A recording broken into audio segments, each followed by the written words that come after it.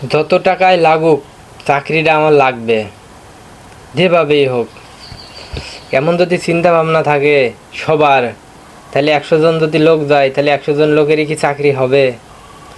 আর একটা দালাল যদি 50 জন 10 জন করে লোক ধরে থাকে, একটা লোকে যদি ফ্রি হয়ে যায়, সেই তো বলবে যে আমি চাকরি দিছি। তাহলে কি হলো?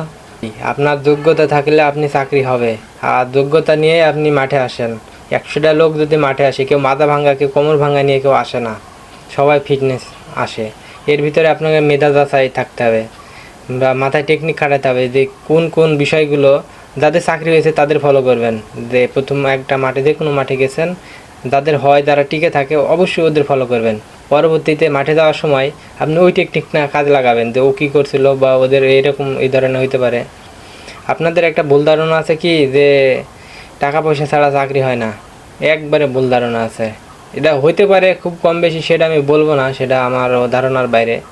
কিন্তু আপনি দেখছেন নাকি যে একজনের পা ছোটো বড়ো আছে, ভাঙা আছে, একটা হাত ভাঙা আছে, ওর মামা বড় অফিসার, ওর চাকরিটা দিয়ে দিছে, এরকম দেখছেন নাকি?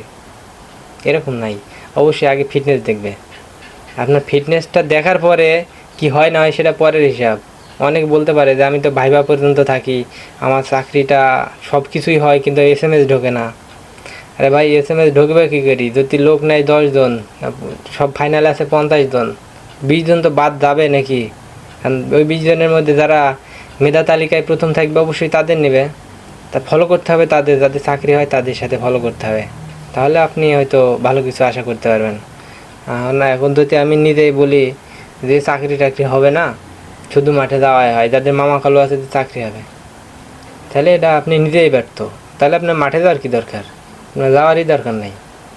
থেকে যান, তাহলে আপনার চাকরি একাই হয়ে যাবে। আপনার বাড়ি থেকে ডেকে এসে দিয়ে দেবে চাকরি, এরকম কিছুই না।